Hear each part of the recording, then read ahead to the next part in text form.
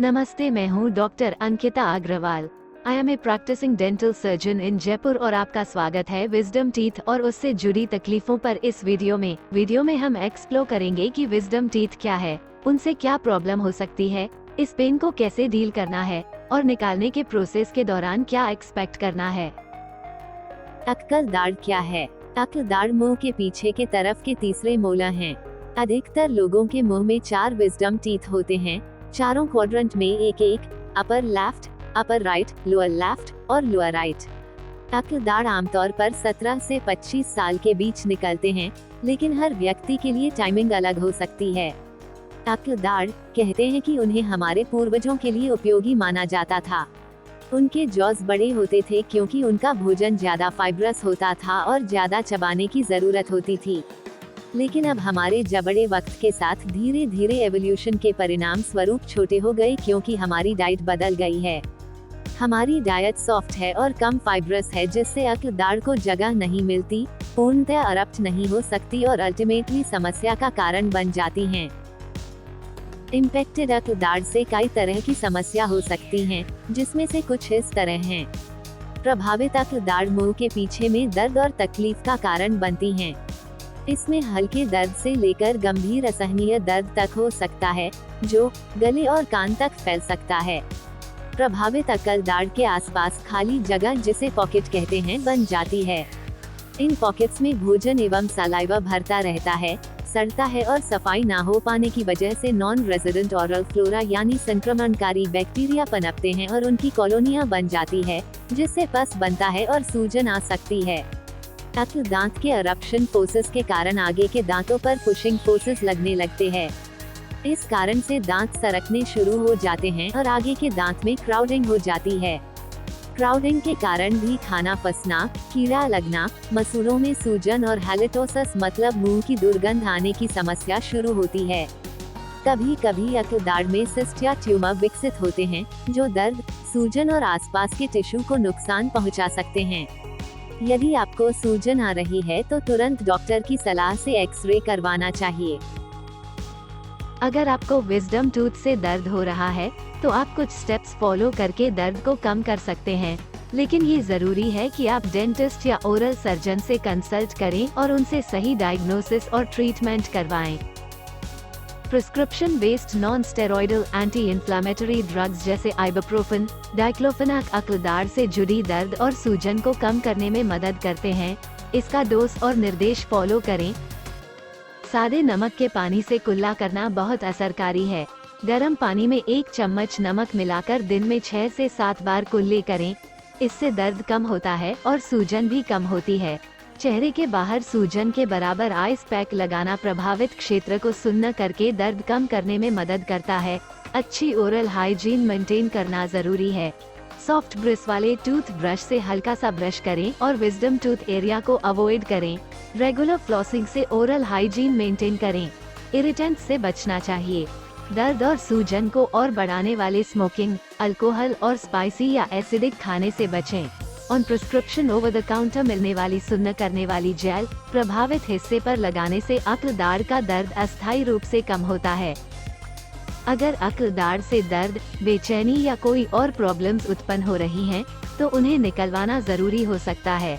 Wisdom tooth extraction एक common dental procedure है जो ओरल और मैक्सिलोफेशियल सर्जन द्वारा परफॉर्म किया जाता है।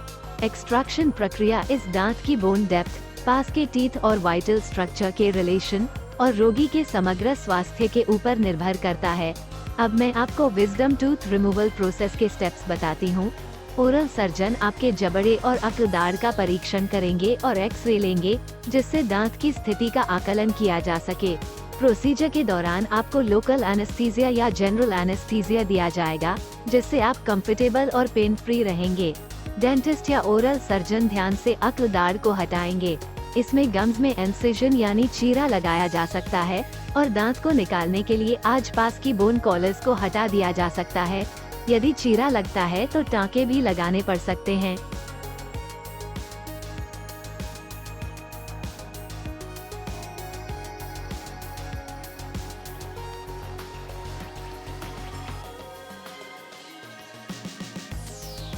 इस प्रोसीजर में बोन रिमूवल बहुत जेंटली किया जाना चाहिए। उसके लिए आजकल पीजो सर्जिकल यूनिट उपलब्ध है। इससे बहुत ही आराम से बोन रिमूवल हो जाता है और सूजन भी ना के बराबर आती है और ऑपरेशन के बाद की समस्याएं बहुत कम हो जाती हैं। तो बेहतर होगा कि आप इस उपकरण के लिए अपने सर्जन से पूछें।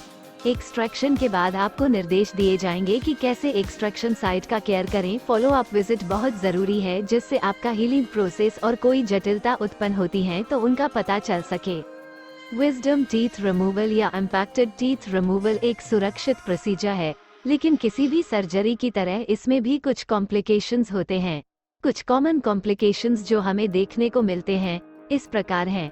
इन्फेक्शन, अक्लदाड़ निकालने के बाद संक्रमण का खतरा होता है, खासकर अगर आप रिकवरी पीरियड में सही तरह से मुंह की साफ सफाई नहीं करते। ड्राई सॉकेट एक ऐसी स्थिति है जहां सर्जरी के बाद खून का क्लॉट टूट जाता है। एज ए रिजल्ट टूथ के नीचे की हड्डी और नर्व्स खुल जाती हैं, जिससे दर्द होता है और ठीक होने में देरी होती है। नर्व डैमेज, एक्सट्रैक्शन की प्रक्रिया के दौरान इंफीरियर एल्वियोलर नर्व और लिंगुअल नर्व को नुकसान होने का खतरा होता है, जिससे जीभ या नीचे की हड्डी में एक अस्थायी या स्थायी सुन्ना हो सकता है। पास के दांत और टिश्यू में डैमेज, कभी कभी सर्जरी के दौरान निकलने वाली दांत के साथ लगते हुए दांत, गम्स या हड्डी में नुकसान भी हो सकता है। सूजन और मुंह कम खुलना, अक्लदाड़ निकले के बाद सूजन और मुंह कम खुलने की तकलीफ आम बात है, लेकिन ये कुछ दिनों में खुद ही सही हो जाते हैं। इसलिए जरूरी है कि आप अपने डेंटिस्ट से सभी दिक्कतों और जोखिमों के बारे में पहले से ही बात करें और सर्जरी के बाद दी गई निर्देशों को ध्यान से फॉलो करें। हमेशा स्किल्ड, एक्सपीरियंस्ड और fully equipped oral surgeon choose करें। इन कंक्लूजन हमें ये याद रखना है कि विजडम टीथ आमतौर पर 17 से 25 साल की उम्र के बीच निकलते हैं। ये हर किसी के लिए दिक्कत नहीं होते, लेकिन टेढ़े और फंसे हुए दांत बाद में परेशानी, दर्द, संक्रमण और दूसरे दांत में समस्याओं का कारण बन सकते हैं। अगर आपको विजडम टूथ से दर्द या परेशानी हो, तो आपको डेंटिस्ट या ओरल सर्जन से परामर्श लेना जरूरी है। अक्लदाड़ निकलवाना एक आम डेंटल प्रोसीजर है, जिसे दर्द से छुटकारा और अन्य दंत समस्याओं से बचा जा सकता है। आखिरी में, विजडम टीथ डेंटल हेल्थ का एक दिलचस्प और कभी कभी परेशानी वाला पहलू है। इस वीडियो से हमारा लक्ष्य आपको अक्लदाड़ की बेसिक जानकारी देना, इससे जुड़ी संभावित समस्याओं और सही इलाज के विकल्पों को समझाना था। हम आशा करते हैं कि आपको ये जानकारी मददगार लगी होगी। प्लीज इस वीडियो को लाइक एवं शेयर करें और प्लीज चैनल को सब्सक्राइब करें। सुनने के लिए धन्यवाद।